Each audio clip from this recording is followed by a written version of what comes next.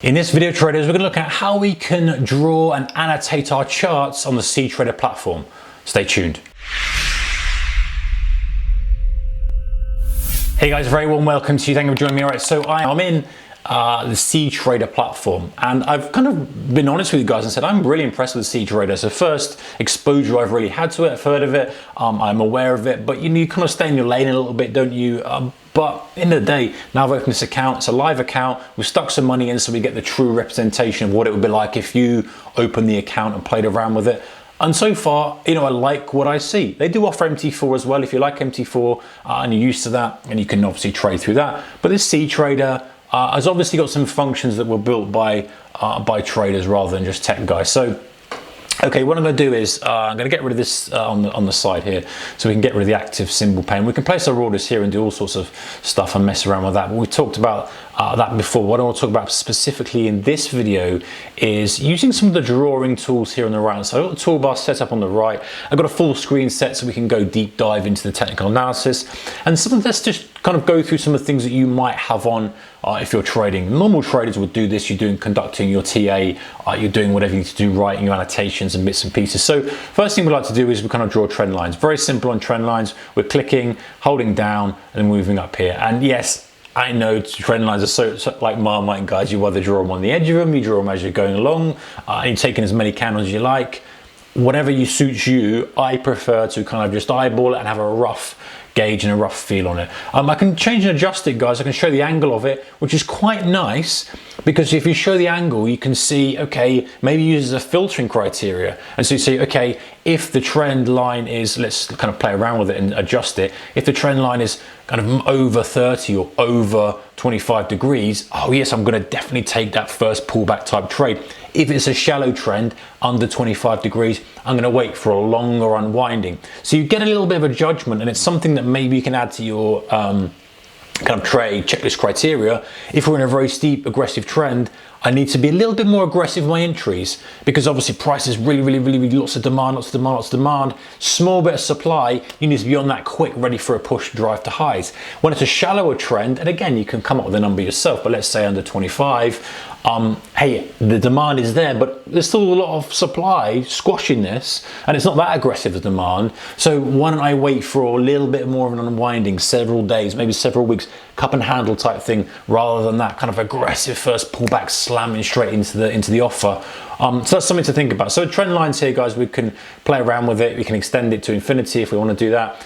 Snap to chart prices annoys me slightly, so I tend to have this off, but it might suit you. And all that means is, when you're drawing it, I can now be kind of free and tune it where I want to. If I had snap to chart prices on, what it does is it kind of snaps and only will go to the actual price. I can't kind of put it where I don't want to. Well, you can do it, but it just kind of wants to force it a little bit. So I prefer not to have that on, but that's personal preference, guys. Other things as well, of course, we can make it dotted. We can do, I like having a thicker trend line, change the colors to suit you.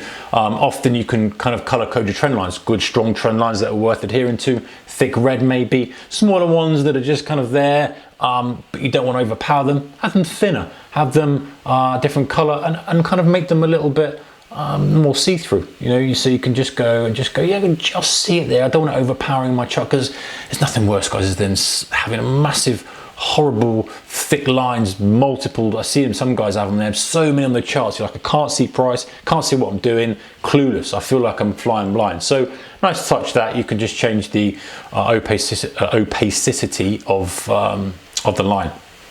Okay, so let's go and do some other bits and pieces. Horizontal line, pretty standard stuff, guys. Here I've got it set to a kind of a reasonable thing setting on this. So what we can do though, guys, is we can make a horizontal line thick, and that's fine. And again, we can kind of just make it a little bit more transparent if we prefer, and that's good. I like things like this. But if you want to go one step further, and those of you who kind of follow the channel know this isn't be a surprise to you, I'm a big fan of rectangles, because this then covers a more broader area. So rather than us drawing the single line, we can draw the rectangle for resistance and support, fill it with color, make it a little bit more transparent, and then we have a zone rather than an actual line. So I'm not going to go into huge details about why I prefer to do this, but if you're on board with this and you get it as well, this is a nice thing to be able to do. And again, being able to kind of adjust the transparency is a useful tool to have.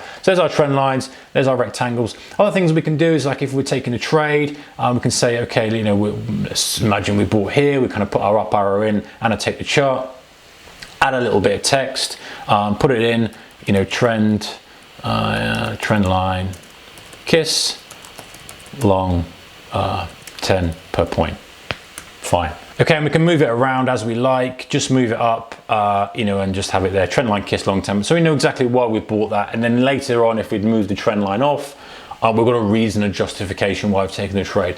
Other bits and pieces on here, guys, you know, your circles, diamonds, up triangles, etc. However you want, your fibs, your pitchforks, this is quite a good one as well. Let's just clear off some of the things on here. So we can go objects list, remove all, very quick way of doing it if we're kind of analyzing stuff. So let's have a look at this equidistant line. So we've got this line here, we draw it in, fine, so it's like a trend line. Then we can drag this out. So if we're in a, and you know, it seems to be working okay on this AUD-JPY, if we're in a channel type environment and we want to use the theory that the kind of distance from low to high is always going to be the same, we can drag this as we prefer. So some platforms fix it, which is a bit annoying, I don't like that. Now we can drag it and go, you know what, actually, if we dragged it from the first low to high, how does that frame trade? Well, actually, apart from this kind of attempted breakout here, not too badly. Maybe we kind of bring it in and frame it like this, and somebody say, okay, well, there's a potential target. If we're long now, waiting for the breakout to highs, maybe our target is going to be, you know, a 79.28 or whatever it may be. Again, little tools like this just help guide your trade. And other bits and pieces as well, you know, we've got a horizontal line, vertical line. Vertical line, I think, is the most underused tool we can get, especially when you're trying to time trades. You can look back and go, look, every Wednesday we did this. More on intraday charts. If we went onto a 15 minute, it's going to 15 minute here. And let's zoom in a little bit. Let's say we wanted to always have a vertical line or kind of be alerted. We can draw a vertical line and go, right, well, actually, you know what, at 7 a.m. in the morning, we always seem to get a bid. Then we draw a 7 a.m. line. Then as you come to 7 a.m., you know, hey, it's coming up to 7 a.m. Maybe there's a bid come in. We have done for the past week, or maybe I want to align myself with a long side.